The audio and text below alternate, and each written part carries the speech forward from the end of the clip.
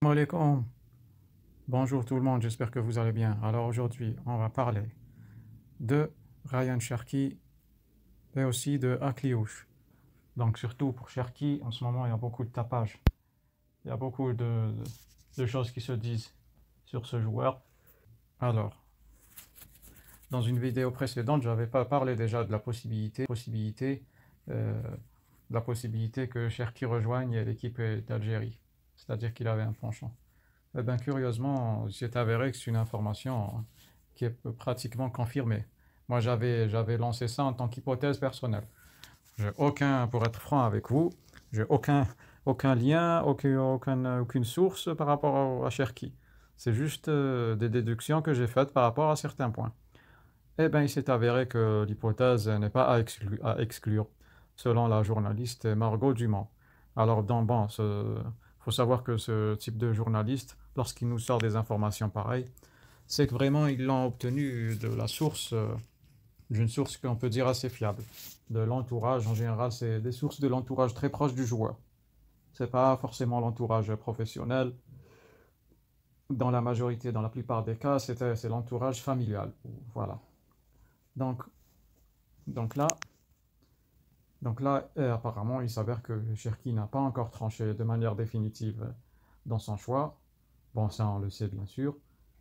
Mais cependant, ce joueur pourrait opter pour l'Algérie si par hasard il devait faire un choix. Si par hasard il devait faire un choix. C'est selon la source de la journaliste de Canal+, Margot Dumont. Bon, alors, pour moi, ça va être encore compliqué de ramener Cherki. C'est pareil pour Akliouche, hein, pratiquement pareil. Pourquoi? Si c'était l'année passée, peut-être. Parce que l'année passée par rapport à cette année, il y a une grande différence de rendement et une grande différence de niveau.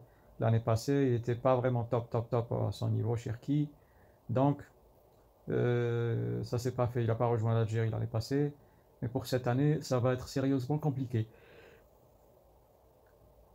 Vous allez peut-être me dire pourquoi. Eh bien, je vais vous dire pourquoi. Parce qu'il faut savoir que pour ce type de joueurs, plus ils sont performants, plus ils attisent la convoitise de l'équipe de France. C'est ça. Donc moins ils sont performants, moins on les entend, moins ils sont convoités par l'équipe de France. Et là, malgré tout, malgré qu'ils soient, comme je viens de dire, moins performants, mais c'est toujours un plus pour l'Algérie, parce qu'il ne faut pas oublier que c'est l'Algérie, ça reste l'Algérie, c'est pas le Brésil. Donc c'est toujours un plus, un joueur qui a des qualités. C'est pour ça que moi je préfère que le joueur ne soit pas en éclat, ne soit pas, entre guillemets, ne soit pas en super forme pour que l'Algérie entre en liste pour le convoquer. Parce que là, on se retrouve directement en concurrence avec la France. Et là, c'est vraiment hyper compliqué. C'est ça. C'est pour ça que je préfère qu'on les ramène quand ils sont pas encore très médiatisés, quand leur niveau n'est pas vraiment très au top 100%. C'est pour ça. Ben là, maintenant, ça va être compliqué. Et moi, sincèrement, je ne croirais à rien du tout. Tant que le joueur n'a pas encore signé la lettre de changement de nationalité sportive, parce qu'il faut savoir qu'il faut rappeler que cette lettre, elle doit être jointe à un dossier complet qui sera envoyé au niveau de la FIFA.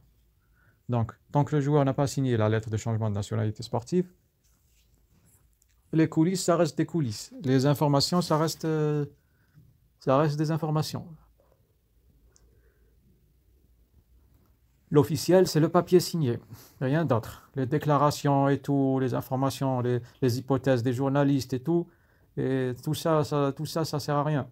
Ça sert à rien. Ce qui est concret, c'est la signature du document. Donc voilà. Souvenez-vous, on se rappelle tous du cas Fekir, ce qui s'est passé avec Fekir.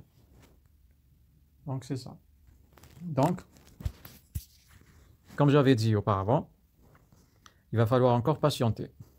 Surtout que le joueur, il a encore moins de 23 ans.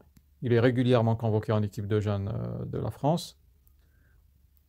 Et les prochains matchs de l'équipe de France des jeunes, il sera sûrement convoqué, ça c'est sûr.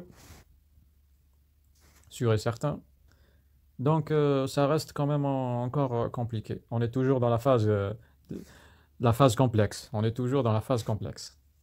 Donc, il faudra encore patienter. Il faudra patienter encore, les amis. Moi, c'est ça que je peux vous dire, hein. Donc, mais toujours est-il que je maintiens le fait que, selon moi, mes déductions, je peux dire que il y a un petit penchant pour l'équipe de l'Algérie. Il y a un petit penchant pour l'équipe d'Algérie, que ce soit du côté de Cherki ou du côté de Akliouche, c'est pareil. Voilà. Donc, va falloir encore patienter encore un peu. Je pense qu'il n'y aura rien d'officiel dans les prochains jours ou les prochaines heures. Il faudra encore patienter. Ça, c'est moi, c'est ma façon de voir les choses. Donc voilà, c'est ce que je peux vous dire pour l'instant. De toute façon, je vous tiendrai au courant, hein. Dès qu'il y a du nouveau ou dès qu'il y a un changement, moi je suis en train d'observer, d'analyser les choses, doucement, doucement, on verra bien. Je vous tiendrai au courant. Donc voilà, c'est terminé pour cette vidéo. Je vous remercie de m'avoir suivi. Laissez-moi un petit commentaire en bas de la vidéo, donnez-moi votre avis sur la question. N'oubliez pas de vous abonner, comme ça vous allez recevoir toutes les nouvelles informations sur ce sujet ou sur d'autres sujets concernant les footballeurs algériens et l'équipe nationale d'Algérie. Merci, au revoir.